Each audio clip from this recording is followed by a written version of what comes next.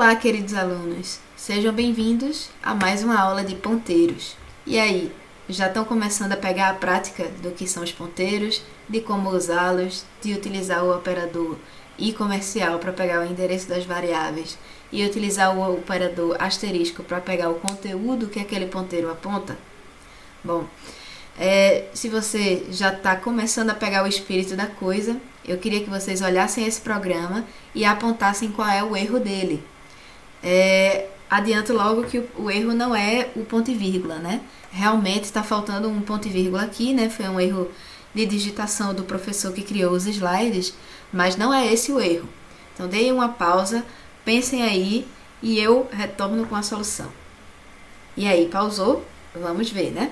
Acompanhando esse programa linha a linha, vocês veem que a gente cria aqui um inteiro x, um ponteiro p e um ponteiro q.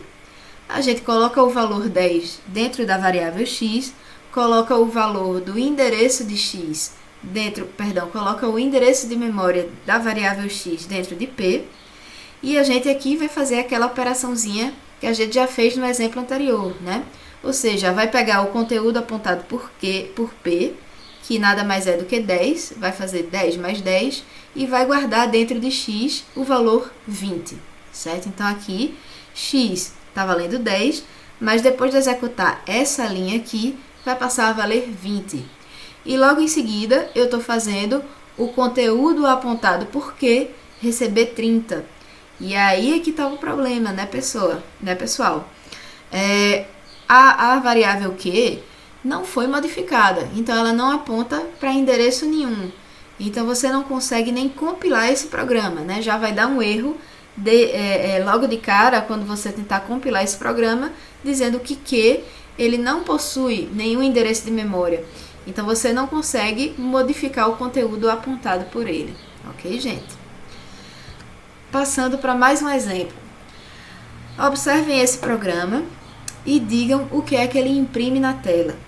A gente tem aqui uma função troca, uma função não, né? Um procedimento, porque ela não possui retorno, é do tipo void, que recebe como parâmetros dois inteiros, int a e int b.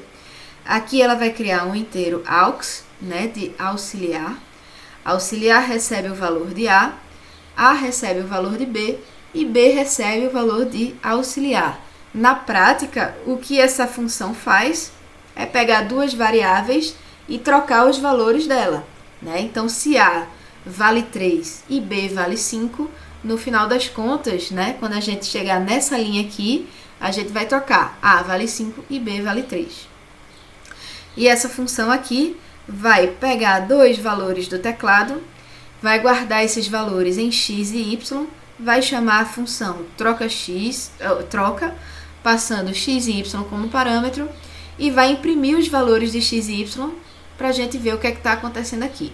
E aí, o que é que vocês acham que vai ser impresso? Vai ser impresso os valores que o usuário digitar, ou vai ser impresso os valores que o usuário digitar mais trocado, ou seja, considerando as mudanças que ocorreram dentro da função troca. Bom, vamos lá. Vou começar a execução do programa pela função main. Declarei as variáveis x e y, que não tem nada dentro delas, né? De início. Vou imprimir a mensagem na tela, digito dois números. A função scanf vai ler os dois números digitados. O usuário digitou aqui, 3 e 8. E 3 e 8 vão parar dentro das caixinhas x e y, certo? X vale 3, y vale 8. Logo em seguida, a gente vai chamar a função troca. Toda vez que a gente chama uma função, o fluxo de execução daquele programa vai ser desviado para a primeira linha daquela função, né? O main fica parado, esperando troca finalizar. Sendo que dentro de troca, eu vou ter duas variáveis locais. As variáveis a e b são criadas na memória do computador. Essas variáveis são exclusivas da função troca e ocupam outro espaço na memória diferente de x e y da função main. Para não confundirmos, chamaremos a e b da função troca de a de troca e b de troca. E elas vão receber uma cópia do valor de x e y. Logo, a vai receber uma cópia do valor 3, vai guardar 3, e B vai guardar uma cópia do valor de Y, que é 8, vai guardar 8. Aqui dentro, a gente ainda cria a variável aux, auxiliar, né? Auxiliar vai receber o valor de A, ou seja, vai receber 3, e aí A vai receber o valor de B, A vai valer 8, e B vai receber o valor de aux. Né? E aí a gente trocou o valor, percebam, ó. A está guardando 8 e B está guardando 3, mas no início da função era o contrário, A guardava 3 e B guardava 8, então a gente trocou os valores dessas duas variáveis, né? Só que, pequenos gafanhotos, quando a gente volta lá para main, né? Como as variáveis A e B, elas são alteradas aqui dentro, mas são valores locais que só existem enquanto a função troca está sendo executada, né? E ela não retorna nada para o usuário, né? Ela não retorna nada, o valor das variáveis são perdidas, não tem mais como a gente acessar esses valores. E na prática, a gente não alterou as variáveis x e y, né? Porque foi uma passagem de parâmetro por valor. Logo, quando a gente mandar imprimir, o valor impresso vai ser esse, né? X recebe 3, ou x vale 3, e y vale 8. Ok, pessoal? Como é que a gente faria para alterar o valor das variáveis x e y aqui de main dentro de troca? Aí a gente vai fazer uma passagem de parâmetro por valor, mas utilizando o valor que é o endereço de memória de x e y, utilizando ponteiros. Olha só o que a gente vai fazer aqui. A gente alterou a função troca para receber o ponteiro para inteiro A e o ponteiro B. Aqui dentro a gente vai fazer essa troca utilizando o operador de conteúdo, né? E agora a gente vai chamar a função troca, mas em vez de passar x e y, a gente vai passar o endereço de x e o endereço de y. Vamos lá para ver como é que funciona esse programa.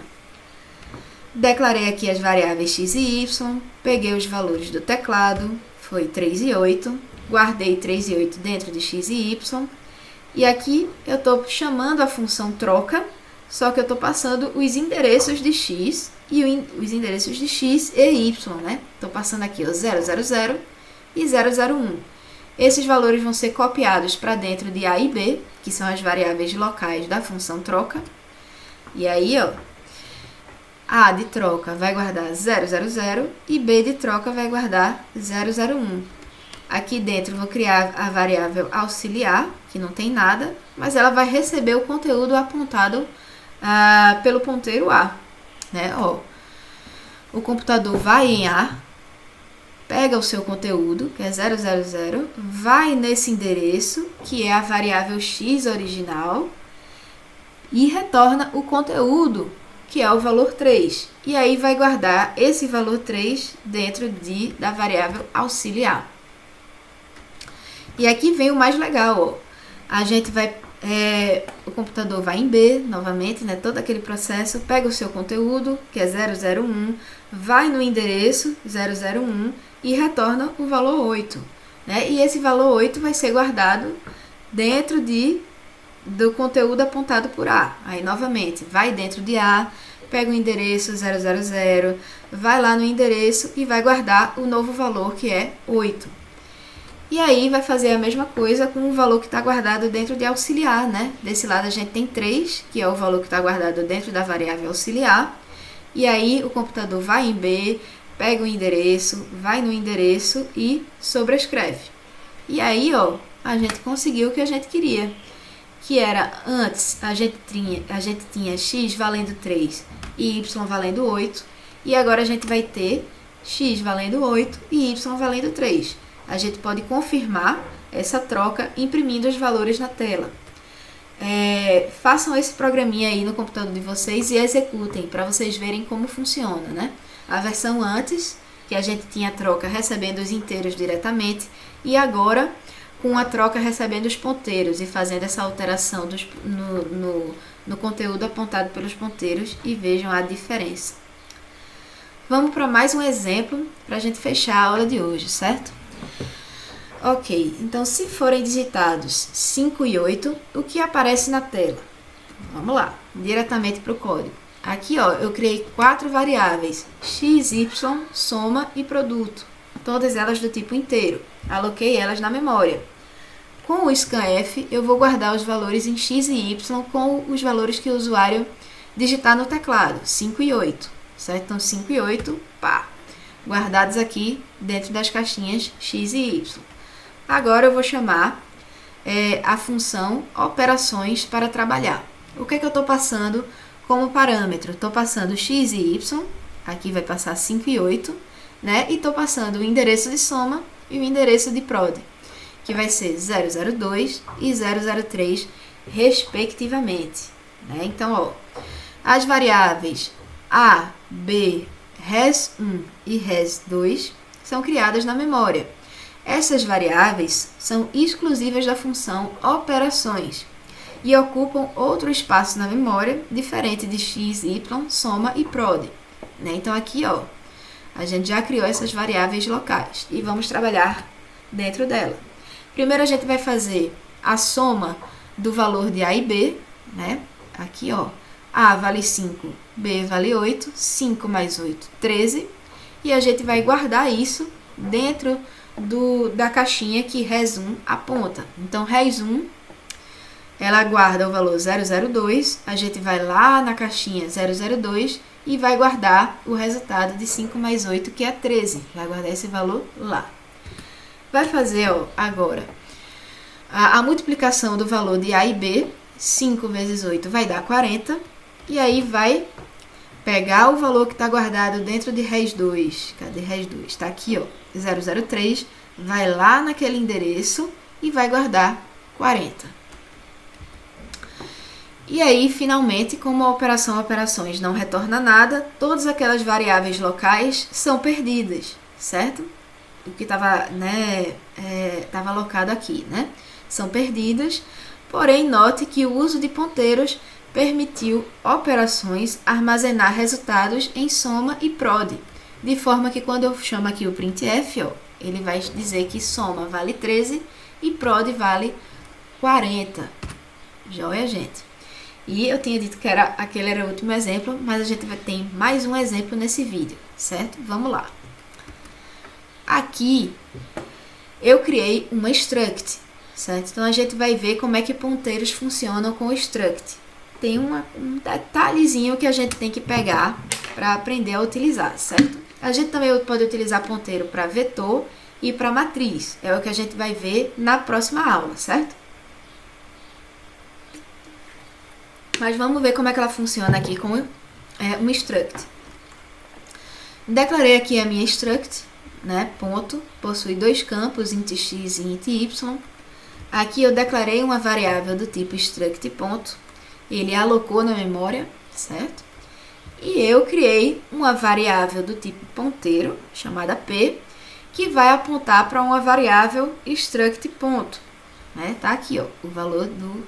Por enquanto não tem nada, né? Mas agora eu vou guardar o endereço. E aí, a gente vê que a variável q, que é uma struct, ela ocupa duas posições na memória do computador, né? Qual delas será que vai ser guardada dentro de p, quando eu faço isso aqui, ó? Quando eu faço isso aqui, a gente sabe que q é uma struct e, portanto, um tipo de dado hierárquico. C define como o endereço de q o endereço do primeiro elemento da struct. Então, é onde começa, certo? Então, ele vai guardar 000. Então, 000 vai ficar guardado aqui dentro da minha variável p. A mesma coisa acontece com o vetor, certo? Então, quando você armazena o endereço de um vetor dentro de uma variável do tipo ponteiro, ele vai guardar sempre o endereço de memória, né? Da primeira posição daquele vetor. Ok, gente? Então, isso é importante a gente saber. Guardem bem essa informação. Tá, agora que eu tenho o endereço de Q guardado dentro de P, eu vou poder fazer coisas desse tipo. Estou imprimindo Q.x, que é o valor, que é 1, né? Tudo normal, fazendo o acesso direto. E aqui estou imprimindo o endereço de Q, para a gente ver que realmente é a primeira posição que Q ocupa, que é o 000. Aqui eu estou querendo saber qual é o valor que está guardado dentro de P, que a gente guardou o endereço de Q, que vai ser o mesmo, né? 000. E agora a gente pode acessar o conteúdo de cada um dos campos do meu struct Q, utilizando o meu ponteiro P. Como é que a gente faz isso? Olha aí, ó. Aqui é o que a gente imprime, né? E no lugar do valor do ponteiro, a gente coloca porcentagem P. E aí a gente coloca, ó, Q.x, né? Que é a minha struct.x, e eu estou referenciando o endereço de Q.x, que vai ser 000. Agora eu estou referenciando o endereço de Q.y, que é 001. E agora eu vou fazer a mesma coisa, só que utilizando o meu ponteiro P. E aqui, ó, eu estou utilizando entre parênteses o asterisco P. Lembram, né, que eu falei que quando você coloca asterisco P, é a mesma coisa que eu substituí por Q. Né? E aí, eu coloquei o ponto X. E aí, ele vai me dar um endereço, o conteúdo do campo. Como é que ele funciona? Ele vai pegar o endereço que está guardado aqui, que é 000, vai lá no endereço e vai pegar o ponto X, que é 1. Então, equivale a 1. E agora ele vai pegar o 3. Né? Então, utilizando aqui, ó, o operador de conteúdo com os parênteses e com o ponto, vai funcionar. Né? A gente vai conseguir acessar cada campo da struct Q utilizando o ponteiro P. Finaliza o programa e aí, ó, existe uma alternativa. Em vez de a gente utilizar abre parênteses, asterisco P, fecha parênteses, ponto X, existe uma forma mais simples, certo? Mais intuitiva. Eu também acho que dessa forma fica mais intuitiva, que é utilizar hífen maior que é como se fosse uma setinha, certo? E aí a gente pode ter esse mesmo programa e substituir, ó, em vez de utilizar parênteses, entre parênteses, o asterisco P, utilizar simplesmente P setinha X e P setinha Y. Vai fazer a mesma coisa, né? Vai acessar a struct Q, de queijo, vai pegar o seu campo X e depois vai acessar o campo Y. Ok, pessoal? Acredito que nesse ponto vocês devem estar um pouco confusos, mas novamente, testem, pratiquem, né? E a gente vai falar um pouquinho de conteúdos um pouquinho mais avançados na próxima aula, nos próximos vídeos sobre ponteiros, mas o que eu queria que vocês fizessem até então é praticar, né? Então peguem esses exemplos aí, digitem no seu code blocks ou na ideia que vocês estão utilizando e vejam os valores que estão sendo impressos na tela. Ok, pessoal? Então até a próxima aula e um abraço!